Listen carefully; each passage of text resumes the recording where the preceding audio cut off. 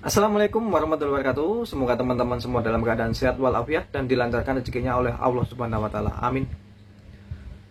Dalam video kali ini saya akan mengulas tentang teleskop.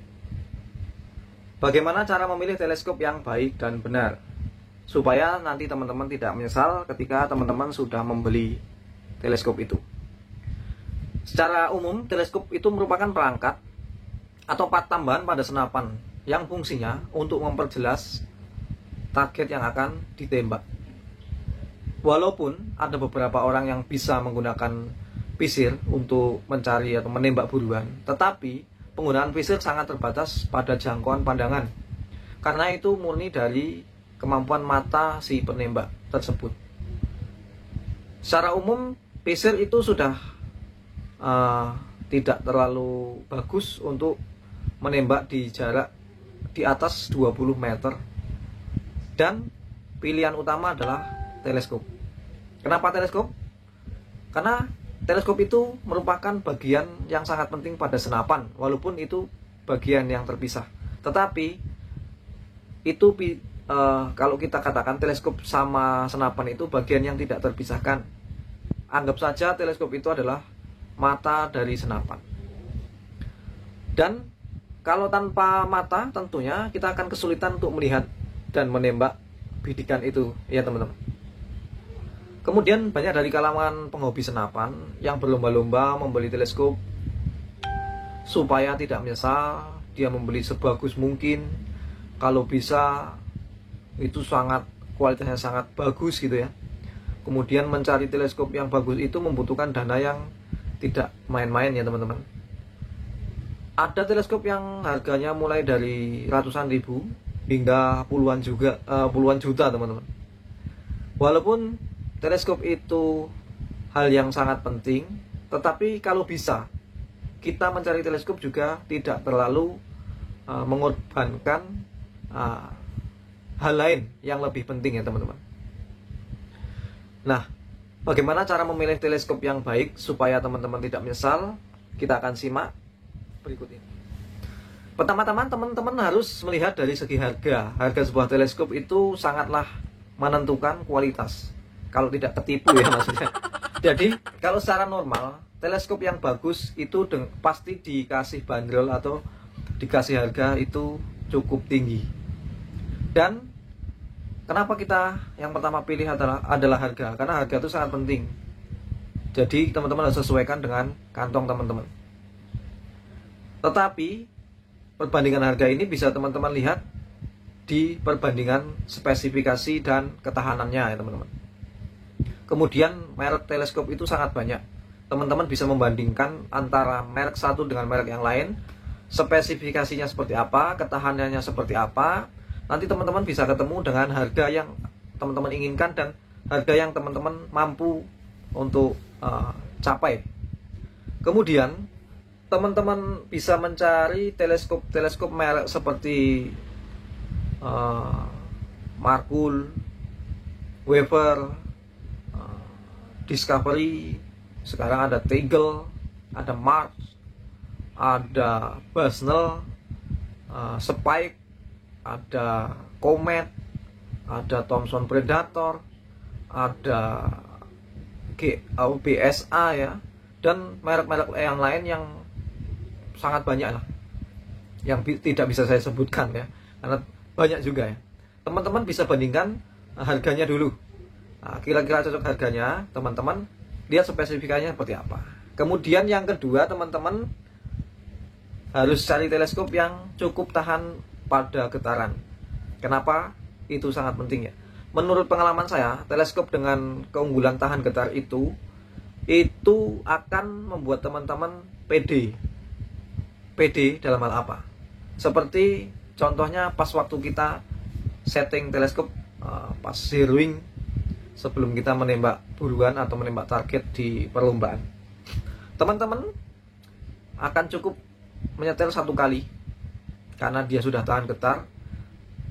Pas selesai kita setting, kita bawa ke lokasi kebun atau sebagainya atau lapangan, teman-teman tidak usah menyeting lagi karena pas waktu di perjalanan misalnya terguncang-guncang itu tahan getar.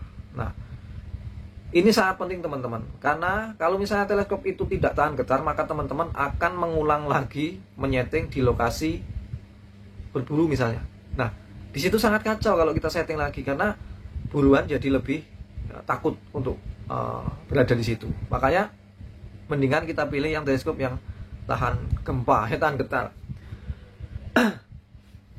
Yang ketiga, teman-teman harus pertimbangkan lensa ya. Selain tahan getar, teman-teman sebelum membeli teleskop pastikan juga membeli teleskop dengan kebersihan lensa yang bagus, ketajaman lensa yang tinggi, dan tentunya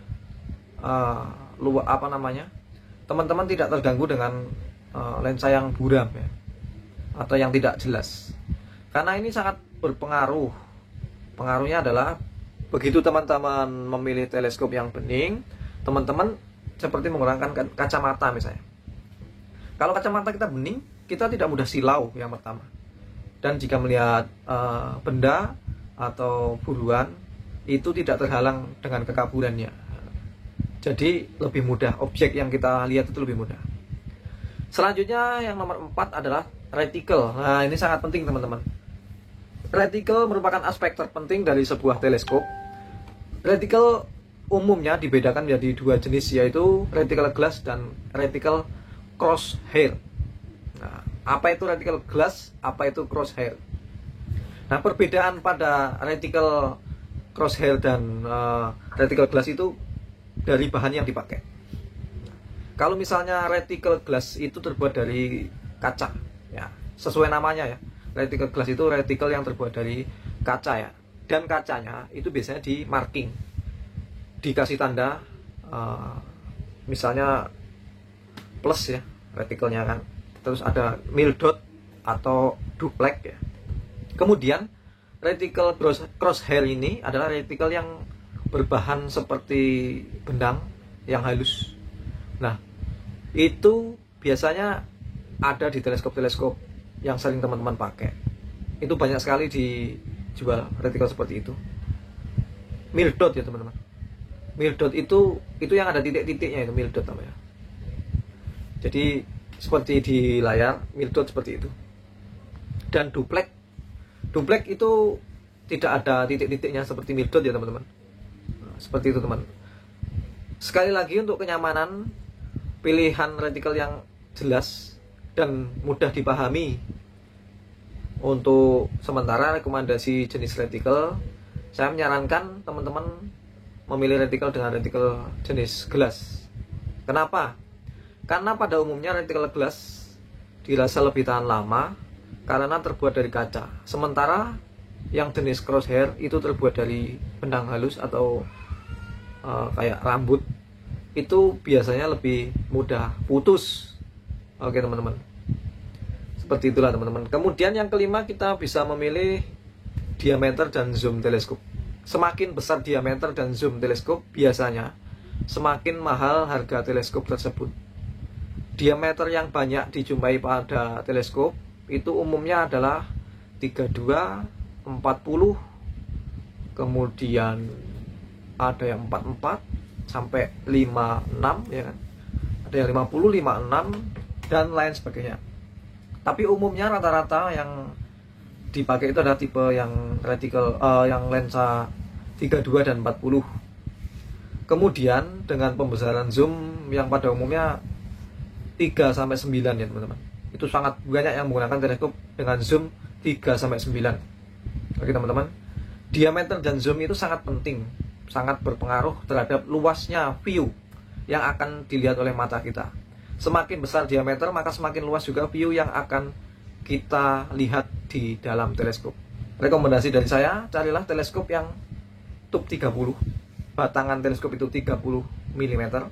Kemudian pembesaran mulai dari 4 sampai 16. Kemudian dengan ukuran lensa depan itu 40 atau 44. Oke teman-teman. Kemudian teman-teman juga harus memilih disesuaikan dengan turret Ya, turret teleskop, apa itu turret ya? Turret ini bagian terpenting karena turret itu fungsinya itu adalah mengatur retikel. Sebagaimana fungsi retikel tadi untuk melihat target dan kita mengetahui perkenaan, maka fungsi turret ini adalah menyetelnya.